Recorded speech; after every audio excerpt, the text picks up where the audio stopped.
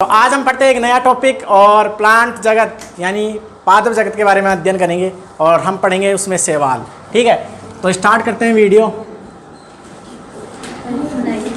पादप जगत, तो एक नया चैप्टर पढ़ेंगे प्लांट किंगडम। अब आप इधर देखो, इधर है ना, प्लांट किंगडम बायोलॉजी का एक महत्वपूर्ण चैप्टर है जिसमें हम पादपों के बारे में अध्ययन करेंगे। कौन कौन से पादप है, क्या क्या उनका वर्गीकरण है। जैसे आपने टूटियों के पास देखते हो, टूटी जानते हो ना, टंकी तालाब, उसके पास आप कांजी काई जिसको हम बोलते हैं, जो शैवाल होते हैं। ठीक है, यानी ब्रायोफाइटा है, टेरिडोफाइटा है, जिम्नोस्पर्म, एंजियोस्पर्म, इन प्लांटों की हम बात करेंगे। तो कौन कौन से, ठीक है, पादप वर्ग, एक तो है शैवाल, ठीक है, दूसरा कौन सा है, ब्रायोफाइटा,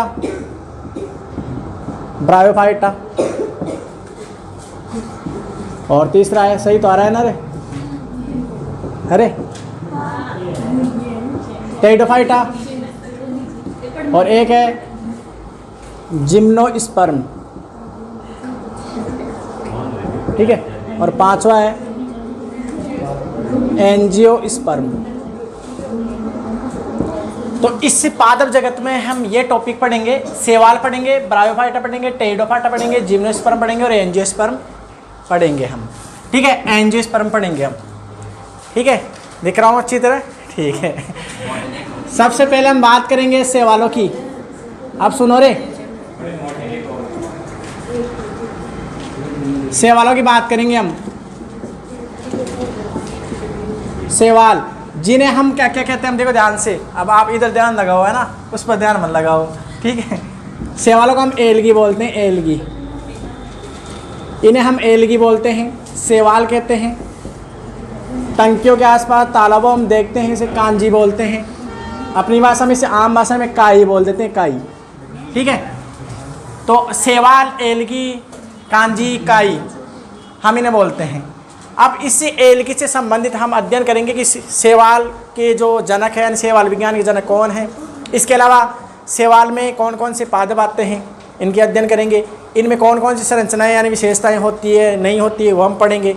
ठीक है, और इनमें अलग अलग, जैसे क्लोरोफाइसी, हरे शैवाल, फियोफाइसी, भूरे शैवाल, और रोडोफाइसी, लाल शैवाल, इनके बारे में हम अध्ययन करेंगे। ठीक है, तो सबसे पहले हम बात करते हैं शैवालों के सामान्य शाखा के बारे में। तो विज्ञान की वह शाखा जिसके अंतर्गत हम शैवालों का अध्ययन करते हैं, उस शाखा को हम क्या बोलते हैं रे, शैवाल विज्ञान यानी फाइकोलॉजी। फाइकोलॉजी यानी शैवाल विज्ञान, है ना। शैवाल विज्ञान मतलब क्या हो गया, शैवालों का अध्ययन किया जाता है। ठीक है, अब इसके जनक की बात कर लेते हैं हम। जनक कौन है, तो इसके जनक क्या बताएं, शैवाल विज्ञान के जनक, शैवाल विज्ञान के जनक। आप कोई डिस्टर्ब हो रही है तो बता देना, के जनक। जहाँ भी शैवाल विज्ञान के जनक की बात होती है तो अंतर्राष्ट्रीय स्तर पर बात होती है, एक अपने इंडिया की। तो हम अंतर्राष्ट्रीय स्तर पर देखें शैवाल विज्ञान का जो जनक, ठीक है, शैवाल विज्ञान का जनक, तो कौन है शैवाल विज्ञान के जनक। तो उनका नाम है F.E. फिरिस, शैवाल विज्ञान के जनक है। और भारतीय शैवाल विज्ञान के जनक, भारतीय शैवाल विज्ञान के जनक, तो वो कौन है, यह है M.O.P. आयंगर। M.O.P. आयंगर भारतीय शैवाल विज्ञान के जनक है। क्या समझ में आ रहा है? ठीक है, धन्यवाद। ठीक है, इधर देखो, ये तो शैवाल से याद रहेगा कि इनका इम्पोर्टेंस क्या होती है इनकी। तो शैवालों के सामान्य महत्व, अब देखो क्या क्या महत्व है, वेरी इंपॉर्टेंट है, इम्पोर्टेंट। ठीक है, अब देखो क्या क्या होते हैं। पहला, जैसे ग्रेसिलेरिया, ग्रेसिलेरिया व जिलेडियम। जिलेडियम ये क्या है? लाल सेवाल है, लाल सेवाल। तो हम पढ़ेंगे लाल सेवाल क्या होते हैं। लाल सेवाल तो इन दोनों से यानी ग्रेसिलेरिया व जिलेडियम से प्राप्त किया जाता है एगार एगार। आपने सुना होगा एगार एगार जेल, एगार एगार या अगार अगार, है ना। तो अगार अगार जेल का उपयोग है था, अगार अगार। तो इनसे एगार प्राप्त करते हैं, इसका ऊपर मोल्टिंग में करते हैं, मोल्टिंग में उपयोग यानी प्रयोगशाला में। तो मैं लिख देता हूँ प्रयोगशाला में, ठीक है, प्रयोगशाला में उपयोग किया जाता है। ये पहला पॉइंट। इसके अलावा कॉन्ड्रस, कॉन्ड्रस साइप्रस जो एक लाल सेवाल है, क्या है? लाल सेवाल। और कॉन्ड्रस साइप्रस लाल सेवाल से प्राप्त किया जाता है केरागीन, जिसका उपयोग जिलेटिन युक्त पदार्थ होता है और आइसक्रीम बनाने में करते हैं। अब डायरेक्ट क्वेश्चन यही आ जाता है कि आइसक्रीम बनाने में किसका उपयोग करते हैं। समझ आ रहा है आपको? ठीक है, कॉमेडी भी होनी चाहिए थोड़ी, है ना। बोल नहीं रहे आप तो।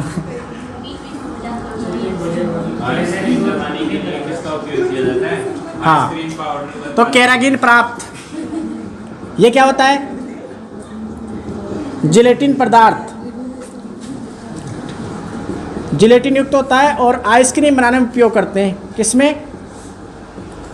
आइसक्रीम, आइसक्रीम में, ठीक है। हाँ, कुल्फी में भी। तो केरागीन जो प्राप्त किया जाता, केरागीन प्राप्त किया जाता है, ये कॉन्ड्रस साइप्रस जो लाल सेब वाला उससे प्राप्त किया जाता है और जिलेटिन युक्त होता है और आइसक्रीम बनाने में उपयोग करते हैं इसका। केरागीन को याद रखना। तो केरागीन किससे प्राप्त करते हैं? डायरेक्ट पूछेगा, लाल सेवाल से। आइसक्रीम बनाने में उपयोग करते हैं, ठीक है। तो होता है ग्रेसिलेरिया कर लिया। इसके अलावा आपको बताऊं, जैसे स्पाइरुलिना होता है, क्लोरेला व स्पाइरुलिना, तो इसका उपयोग करते हैं अंतरिक्ष यात्री प्रोटीन के रूप में गोलियां बनाते हैं। मतलब अंतरिक्ष यात्री जब जाते हैं तो प्रोटीन की गोलियां बनाते हैं इनसे। तो क्लोरेला व स्पाइरुलिना, क्लोरेला व स्पाइरुलिना जो शैवाल है, इसका उपयोग करते हैं अंतरिक्ष यात्रियों के भोजन के लिए। अंतरिक्ष यात्री के भोजन यानी अंतरिक्ष यात्री भोजन के रूप में टैबलेट बनाते हैं। लेमिनेरिया,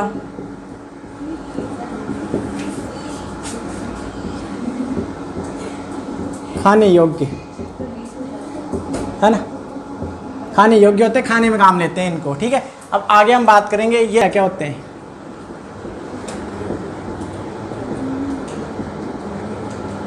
शैवालों के सामान्य लक्षण या विशेषताएं। तो शैवालों के सामान्य लक्षण क्या है, उनकी विशेषताएं क्या हैं, इन पर चर्चा करते हैं हम, ठीक है। यहाँ चलो, यहाँ दिख रहा हूँ, फिर तो ये भी नहीं दिख रहे होंगे। इसको ऐसे घुमाते हैं, ऐसे घुमाते हैं इसको, ठीक है। ध्यान से देखो, आप समझो इसको, है ना, क्या क्या सामान्य है। तो जड़, तना, पत्ती, फूल का भाव, यहाँ तक तो है ना। ऐसी संरचना को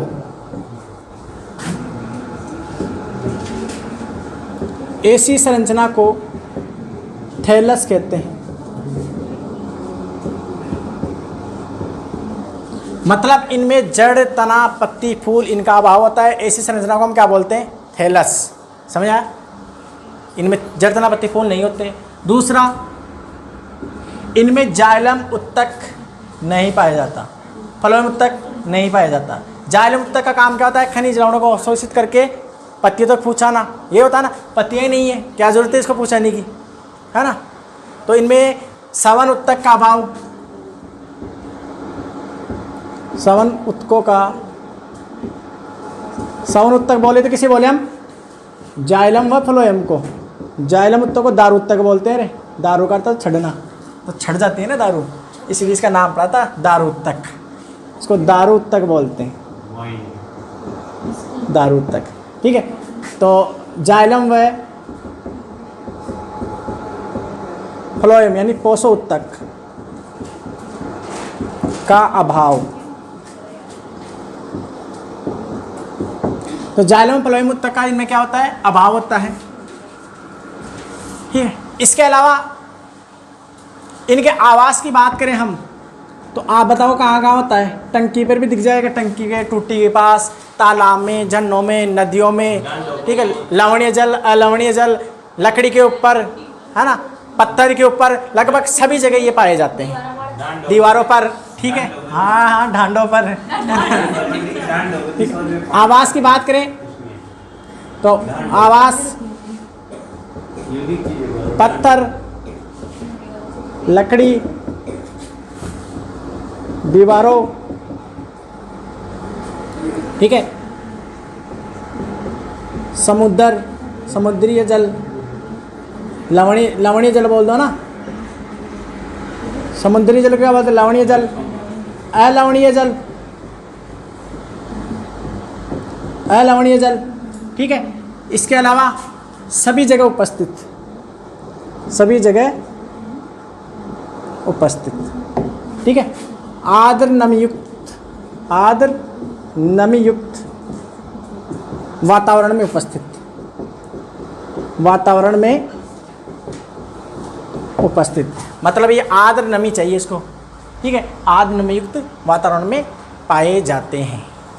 ठीक है, अब क्या है इसमें? ठीक है, अब इसमें क्या क्या है देखो। ये एक तो क्या है, कॉलोनी के रूप में भी रहते हैं, अलग अलग वर्णक पाए जाते हैं, इसलिए अलग अलग रंग के दिखाई देते हैं। तो वर्णकों की उपस्थिति के कारण, वर्णकों यानी पिगमेंट, वर्णकों यानी पिगमेंट, पिगमेंट की उपस्थिति के कारण अलग अलग रंगों के दिखाई देते हैं, अलग अलग रंगों के, जैसे हरे सेवाल, लाल सेवाल, भूरे सेवाल, नीले सेवाल, अलग अलग। तो आपने कहीं नदियों में, झरनों में देखा होगा, उनका रंग कैसे हो जाता है? हरा हो जाता है। और दूसरी है इसका महत्व में, एक बार और बता दूँ इसका महत्व में, ये पृथ्वी का लगभग जो CO2 होते हैं उसका लगभग आधा CO2 को ये क्या करते हैं? फिक्सन करते हैं, मतलब शोषण में यूज लेते हैं। आधी CO2 को आप समझ सको, पृथ्वी पर लगभग जितनी CO2 उसकी आधी तो सेवाल करते हैं। ठीक है, तो अलग अलग रंगों के, अलग अलग रंगों के दिखाई देते हैं। ठीक है, इनके प्रकार हम पढ़ेंगे, जैसे से हरे सेवाल, हरे सेवाल, भूरे सेवाल, लाल सेवाल, गुलाबी सेवाल, है ना। आगे आगे देखें तो हरे सेवाल, भूरे सेवाल, लाल सेवाल। ठीक है, इनको लिखो। सिस्टम, हाँ,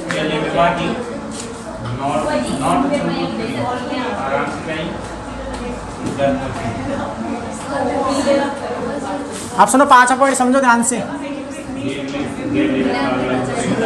ठीक है, एक नोट करने की क्या बात है,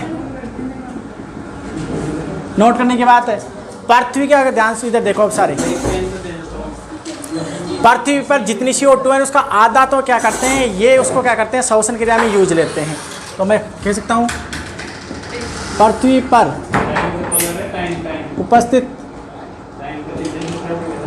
आधी CO2 का, आधी CO2 का, CO2 का शोषण क्रिया में, शोषण क्रिया में यूज लेते हैं। यूज लेते तो क्या करेंगे, ऑक्सीजन छोड़ेंगे। ठीक है, यूज लेते हैं तथा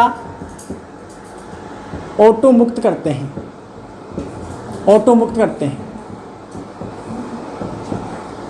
इसलिए ये वातावरण में क्या है, शुद्ध करने का काम करते हैं। इसलिए ये वातावरण को वातावरण को शुद्ध करने का कार्य करते हैं। ठीक है, कार्य करते हैं, ये अहम रोल है इनका। ठीक है, आगे हम बात करें तो देखो ये कॉलोनी के रूम में भी रहते हैं। उपस्थित आदि CO2 का श्वसन क्रिया में यूज लेते हैं तथा ऑटो मुक्त करते हैं। इसके अलावा ये कॉलोनी के रूम में भी रहते हैं, जैसे वॉल्वॉक्स। ये NCERT की लाइनें बोल रहा हूँ मैं, ध्यान से सुन लेना। ये NCERT की लाइनें हैं और NCERT आप जानते हो पूरी इंडिया में चलती है। कॉम्पिटिटिव एग्जाम चाहे फर्स्ट ग्रेड हो, सेकंड ग्रेड हो, नीट हो, जेट हो, सभी के लिए यूजफुल। ठीक है, हाँ, भारत। ठीक है, आगे देखो ध्यान से। ठीक है, ये कॉलोनी के रूप में रहते हैं, जैसे वॉल्वॉक्स। ये NCERT लाइन कई बार ऐसे पूछ रहे थे, वो कॉलोनी के रूम में रहने वाले शैवाल का नाम बताओ। ये हरा शैवाल है, आपको और बता दूं कौन सा शैवाल है ये? हरा शैवाल है ये, हरा शैवाल। ठीक है, इसके अलावा ये तंतुमयी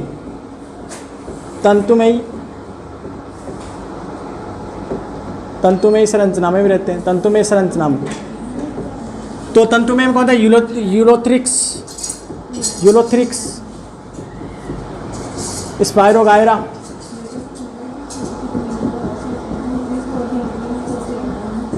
तो यूलोथ्रिक्स और स्पाइरोगायरा के रूम में भी रहते हैं ये।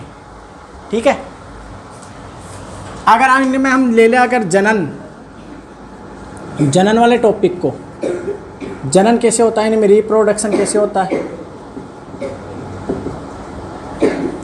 रिप्रोडक्शन की अगर बात करें हम इनमें, तो रिप्रोडक्शन कैसे होगा? देखो, अलैंगिक और लैंगिक जनक दोनों ही होते हैं। तो अलैंगिक देखो पहले, अलैंगिक। तो अलैंगिक जनन मान लो कि हम देखें जैसे काई को हम तोड़ देते हैं और जहाँ पटक देंगे वो चारों ओर फैल जाएगी। ठीक है, तो ये क्या, विखंडन बहुखंडन द्वारा भी होता है। तो इनमें विखंडन व बहुखंडन द्वारा। ठीक है, तो देखा होगा आपने, काई को हम टंकियों के आसपास इधर उधर हटा देते हैं, दूसरी जगह गिर जाती है तो वापस आ जाते हैं। तो ये विखंडन बहुखंडन हो गया। लैंगिक जनन की बात करें तो इनमें क्या बनते हैं? स्पोर बनते हैं, बीजाणु बनते हैं, युग्मक बनते हैं। तो इसमें क्या होगा? लैंगिक जनन में बात करें हम, लैंगिक जनन की बात करें तो युग्मक संलयन यानी मिलना द्वारा, बीजाणुओं द्वारा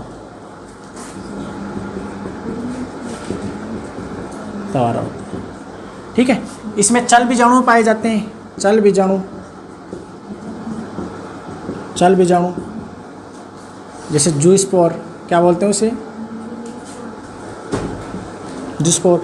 अगर चल बीजाणु है तो कसाभिका उपस्थित होगी, कसाभिका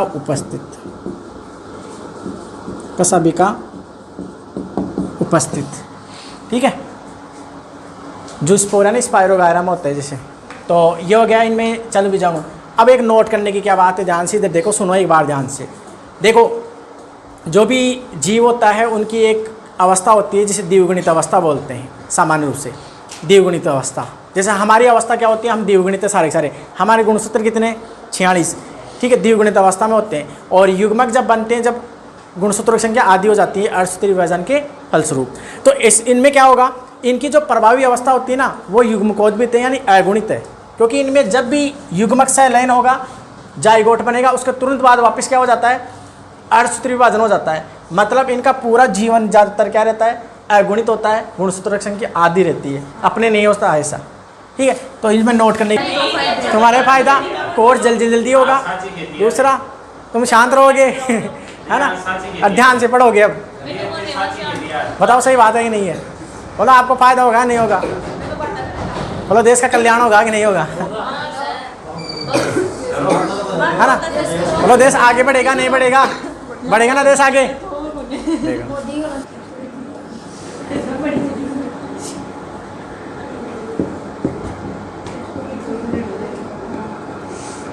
नर जन्नांग को कूदानी व मादा जन्नांग को स्त्रीदानी गुर्दानी स्त्रीदानी कहते हैं। ठीक है, तो इसमें तो क्या बनेगा? नर युग्मक, और इसमें क्या बनेगा? मादा युग्मक। ठीक है, मादा युग्मक। अब एक और नोट करने की क्या बात है, इनके जीवन काल की जो प्रभावी अवस्था होती है वो युग्मकोद्भिद होती है, क्योंकि युग्मनज में तुरंत क्या हो जाता है? अर्धसूत्री विभाजन हो जाती है, इसलिए इनका पूरा शरीर क्या होता है? युग्मकोद्भिद यानी अगुणित। ठीक है, तो शैवालों की प्रभावी अवस्था, शैवालों की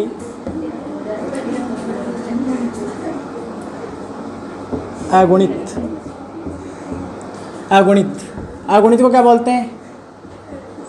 हैप्लॉइड या युग्मकोद्भिद,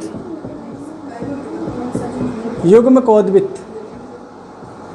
और युग्मकोद्भिद को बोलते हैं गैमेटोफाइट, गैमेटोफाइट, गैमेटोफाइट। यानी शैवालों का शरीर अगुणित या युग्मकोद्भिद प्रभावी अवस्था होती है, प्रभावी अवस्था होती है। इनकी प्रभावी अवस्था, तो शैवालों की प्रभावी अवस्था कौन सी होती है? युग्मकोद्भिद, क्योंकि युग्मनज में तुरंत क्या हो जाता है? अर्धसूत्री विभाजन हो जाता है। तो नोट कर लो, युग्मनज में द्विगुणित, द्विगुणित होगा ना ये। तो युग्मनज में तुरंत अर्धसूत्री विभाजन हो जाता है, अर्धसूत्री विभाजन हो जाता है। तो हम 3 प्रकार पढ़ेंगे यहाँ पर। ठीक है, इधर देखो, अब हरे शैवाल,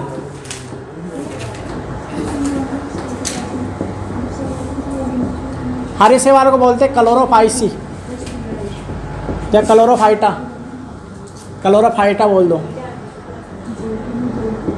क्लोरोफाइटा या Chlorophyceae.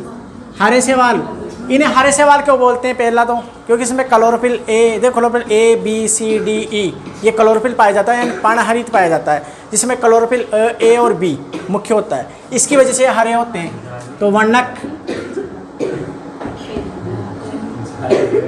Chlorophyll A, chlorophyll B उपस्थित, इसलिए हरे होते हैं, इसलिए ये हरे होते हैं। ठीक है, हरे शैवाल हरे रंग के दिखाई देते हैं, हरे रंग के दिखाई देते हैं, हरे रंग के दिखाई देते हैं। इसके अलावा इनमें जो क्वेश्चन पूछने का क्या है, इनमें जो संचित भोजन होता है ना, संचित भोजन, ठीक है, वो पायरिनोइड तेल की बूंदों के रूप में होता है। तो संचित भोजन,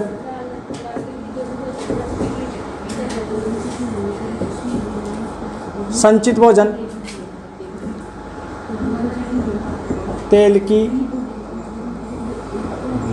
बूंदों के रूप में, पायरिनोइड,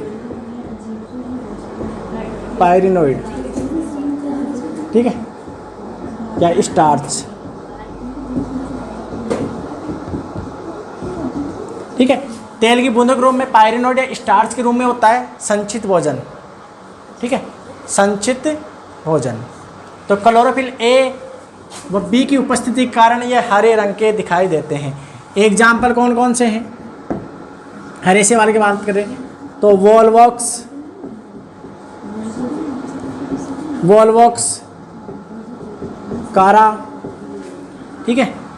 और कारा जैकेट युक्त होता है रे, जैकेट युक्त। वॉल्वॉक्स, कारा, स्पायरोगायरा, स्पायरोगायरा, वॉल्वॉक्स हो गए, स्पायरोगायरा हो गए, ये इसके एग्जाम्पल है, लिख लो।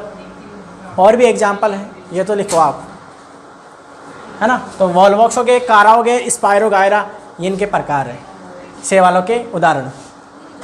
ये कॉलोनी के रूप में रहता है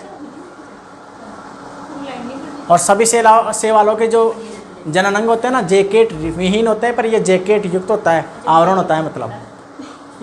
संचित भोजन किस रूप में पाया जाता है? पायरिनोइड, याद रखना, पायरिनोइड, है ना, पायरिनोइड के रूप में, याद रखना इसको, है ना, पायरिनोइड के रूप में। और इनके उदाहरण पूछते हैं ना। हाँ, एक अलवा, अलवा, अलवा, वॉल्वॉक्स, हाँ, पायरिनोइड या स्टार्च के रूप में होता है संचित भोजन। ठीक है, यही पूछता है क्वेश्चन, क्लोरोफिल कौन से हैं? तो वॉल्वॉक्स, कारा, स्पायरोगायरा, अलवा। ठीक है, बात करते हैं भूरा क्यों बोलते हैं। तो भूरे शैवाल भूरे रंग के दिखाई देते हैं, भूरे रंग के दिखाई।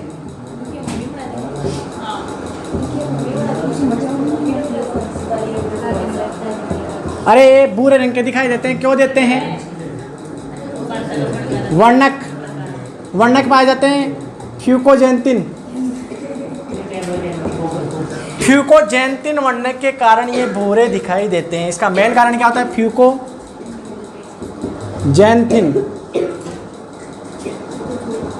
वर्णक,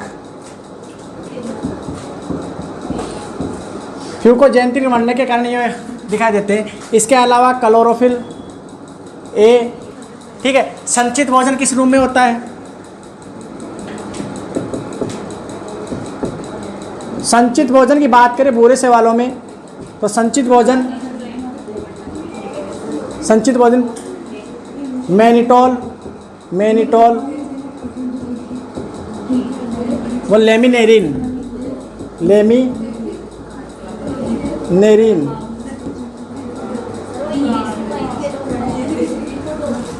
क्लोरोफिल ए, क्लोरोफिल डी, हाँ CH, क्लोरोफिल,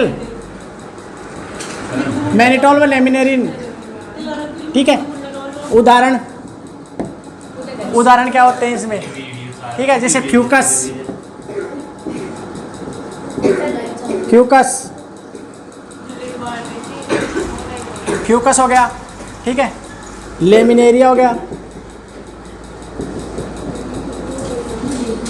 लेमिनेरिया। लाल शैवाल, लाल शैवाल को बोलते हैं रोडोफाइसी, हाँ, या रोडोफाइटा। तो लाल शैवाल को लाल शैवाल इसलिए किया क्योंकि इनके पास आर इरिथ्रो, है ना, इरिथ्रिडिन। तो लाल शैवाल लाल रंग के दिखाई देते हैं, लाल रंग के दिखाई देते हैं। वर्णक की बात करें, किस कारण से लाल दिखाई देते हैं? ठीक है, किस कारण से दिखाई देते हैं लाल? तो कौन सा पिगमेंट इनके पास है? तो उसका नाम है आर इरिथ्रिडिन।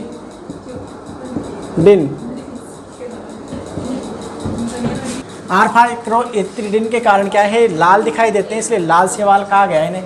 ठीक है, लाल शैवाल। संचित भोजन, संचित भोजन की बात करें तो वो पाया जाता है फ्लोरिडियन स्टार्च के रूप में, फ्लोरिडियन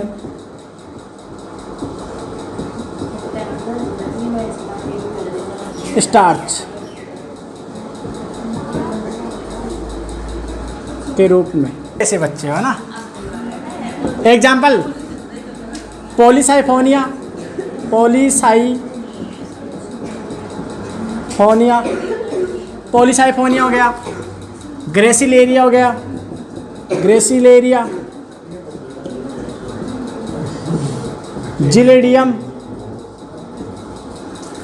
जिलेडियम, कॉन्ड्रस साइप्रस, ठीक है, जिसे आयरिस सेवाल बोलते हैं, इसे आयरिस सेवाल, ठीक है। तो पॉलीसाइफोनिया, ग्रेसिलेरिया, जिलेडियम, पोरफायरा। तो ये थे लाल सेवालों के बारे में। संतृप्त भोजन इनमें होता है फ्लोरिडीन स्टार्च यानी R5 पाइक्रोलिपिडिन